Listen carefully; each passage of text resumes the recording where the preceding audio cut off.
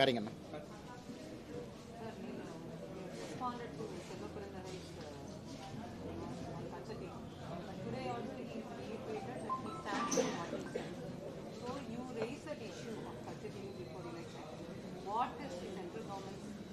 Madam, இதுல central government ஸ்டாண்ட வந்து அதிகாரப்பூர்வமாக பிரதமர் அவர்கள் 2-3 மேடையில் பேசியிருக்காங்க.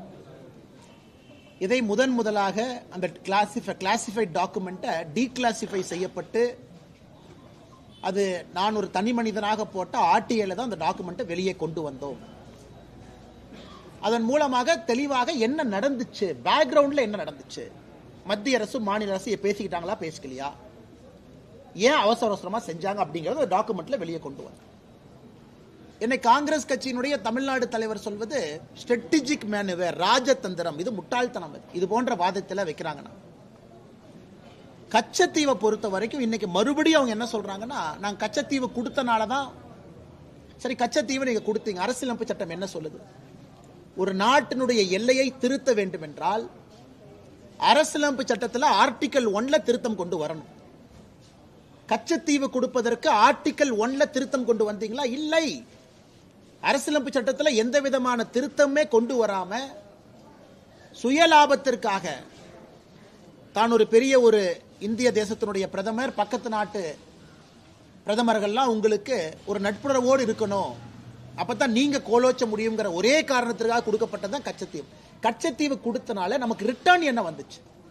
ஒன்றும் வரல, இன்னைக்கு வரைக்கும் வரப்போவதும் இல்லை. கச்சத்தீவு கொடுத்தனால இந்தியாவுடைய பவுண்டரியை செயற்கையா சுருக்கிட்டோம்.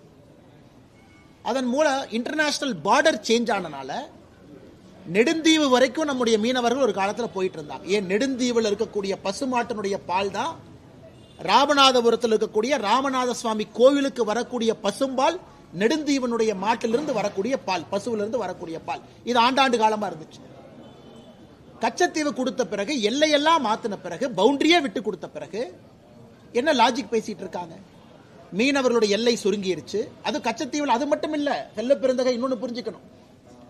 கச்சத்தீவில் 2 துரோகம் பண்ணீங்க. ஃபர்ஸ்ட் கொடுக்கப்பட்ட பொழுது கச்சத்தீவை கொடுத்தீங்க, அதுல மீன் வலையை உலர்த்தி கொள்ளலாம் இருந்துச்சு. ஒரு வருஷம் கழிச்சு ஆர்டிகல் 6 அதையும் அமெண்ட் பண்ணி அங்கே மீனவர்கள் தங்களுடைய வலையை கூட உலர்த்துவதற்கு வாய்ப்பு இல்லைன்னு அதையும் மாத்திட்டீங்க.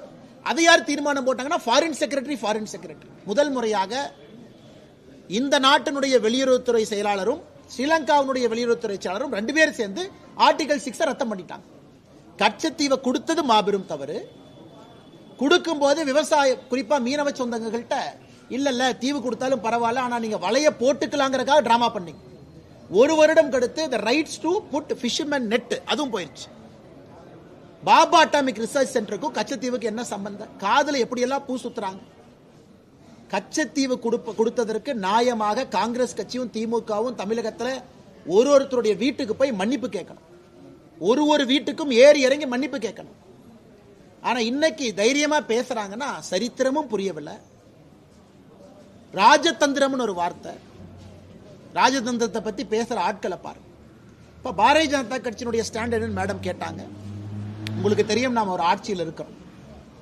சமீபத்தில் இலங்கையினுடைய அதிபர் இந்தியாவுக்கு வந்துட்டு போயிருக்கிறாங்க. முதல் விசிட் இந்தியாவுக்கு வந்துட்டு சைனாவுக்கு போனாங்க. அதன் பிறகு அங்கே சைனாவுடைய அச்சுறுத்தல் உங்களுக்கு தெரியும். இதை இத்தனை ஆண்டு காலம் கழித்து ஒரு பிரதமர் இதை பொதுவெளியில் பேசுறாங்கன்னாவே கச்சத்தீவு தமிழகத்தினுடைய உரிமையை நிலைநாட்டுவதற்கு பிரதமர் உறுதுணையாக நிற்பார் என்கின்ற நம்பிக்கை முழுவதுமாக எனக்கு இருக்கு.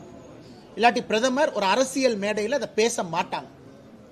ஒரு தனி மனிதன் போட்ட ஆட்சியில் எடுத்த டாக்குமெண்ட்டை பிரதமர் அவர்கள் அரசியல் மேடையில் பேசுறாங்கன்னா அதற்கான வேலையிலே பிரதமர் இறங்கி இருக்கின்றார்கள் என்று நாங்கள் நம்புகின்றோம். என அதிகாரப்பூர்வமாக நான் என்ன சொன்னாலும் தப்பா இருங்க, எனக்கு தெரியாது. பிரதமர் அங்கேயும் தமிழகத்தினுடைய உரிமையை நிலைநாட்டி கொடுப்பார் என்கின்ற முழு நம்பிக்கை எனக்கு இருக்கு. ஏன்னா இவங்கெல்லாம் சேர்ந்து தப்புனது, காங்கிரசும் திமுகவும் சேர்ந்து தவறு செய்ததை பிரதமர் அவர்கள் சரி செய்வார் என்கின்ற முழு நம்பிக்கை எனக்கு.